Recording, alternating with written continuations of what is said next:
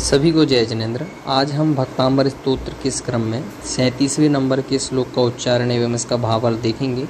अभी तक हम क्रमशः 36 श्लोकों का अध्ययन एक एक वीडियो के माध्यम से पूर्ण कर चुके हैं। तो सर्वप्रथम इसका उच्चारण करते हैं, फिर इसका भावार्थ देखेंगे। इत्थं यथा तव विभूतिरभूत् जिनेन्द्र धर्मोपदेशन विधौ न तथा परस्य यादृक्प्रभादिनकृतः प्रहतान्धकारा तादृक्कुतो ग्रहगणस्य विकासिनोऽपि। तो देखिए क्या कह रहे हैं, इत्थम का मतलब इस प्रकार की, यथा यानी जैसी, तव विभूति मतलब आपकी जो विभूति है अथवा आपका जो ऐश्वर्य है। कह रहे हैं इत्थम यथा, इत्थम यानी इस प्रकार की, यथा जैसी, तव विभूति आपका ऐश्वर्य है, अभूत यानी हुआ था, यानी आपका हुआ था।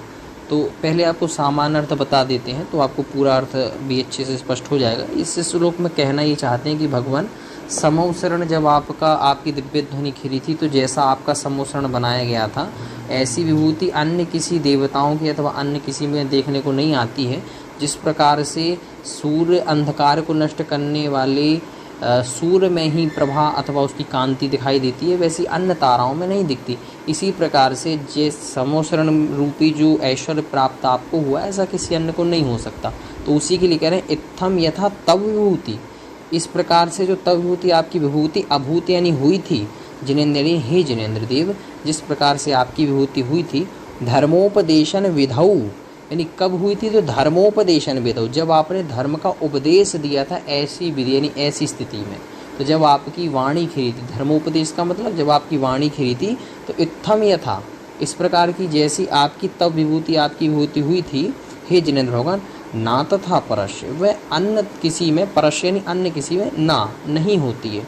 तो धर्मोपदेशन यानी दिव्य ध्वनि खिरते समय जो ऐश्वर्य आपका दिखाई दिया था वह अभूत जो हुआ था जिनेन्द्र भगवान, वो अन्य किसी में ना नहीं हो सकता। तो ऐसे दो पंक्तियों का अर्थ स्पष्ट होता है। अब उदाहरण देते हैं। पहले तो ये बात कह दी कि आपके जैसा ऐश्वर्य किसी अन्य में नहीं हो सकता।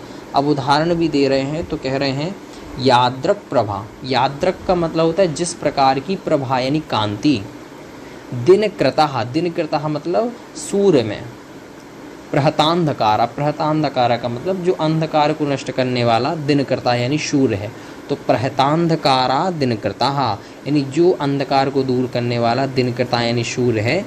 यादृक प्रभा जैसी उसकी प्रभा है, तादृक यानी उस प्रकार की प्रभा, कुतः कहाँ पाई जाती है, ग्रहगणस्य विकासिनो अपि यानी ग्रहगणस्य का मतलब जो ताराओं का समूह है अथवा जो ग्रहों का समूह है, विकासिनः अपि, विकासिनः का चमकते हुए जो तारे हैं अथवा जो ग्रह हैं।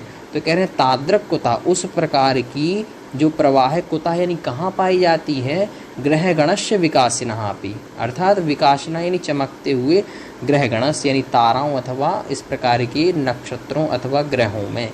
तो ये यहाँ पर उदाहरण देके समझाया गया। तो क्या कहना चाहते हैं, कहना ही चाहते हैं कि भगवान जब हे जिनेन्द्र जब आपकी वाणी खिरी थी तो उस समय जो आपका ऐश्वर्य यानी जो आपका ऐश्वर्य समोसरण आदि जो आपको प्राप्त हुआ था ऐसा ऐश्वर्य किसी अन्य में देखने को नहीं आता। ये जिस प्रकार से प्रभा अंधकार को नष्ट करने वाला जो सूर्य है प्रभा उसी में पाई जाती है, और जो अन्य तारे नक्षत्र हैं उनमें जिस प्रकार की प्रभा होती चमकते हैं लेकिन फिर भी उस प्रकार सूर्य जैसी कांति नहीं होती। ऐसी भगवान आपके जैसा ऐश्वर्य किसी अन्य को प्राप्त नहीं हो सकता। तो भावार्थ देखिए, हे तीर्थपति, दिव्य ध्वनि की बेला में जैसी समोसरण आदि रूप विभूति आपको प्राप्त हुई थी वैसी विभूति अन्य देवों को नहीं, सच है सूर्य जैसी कांति टिमटिमाती ताराओं में नहीं होती। तो इस प्रकार से इसका ये पूर्ण भावार्थ होता है। सभी को जय जिनेंद्र।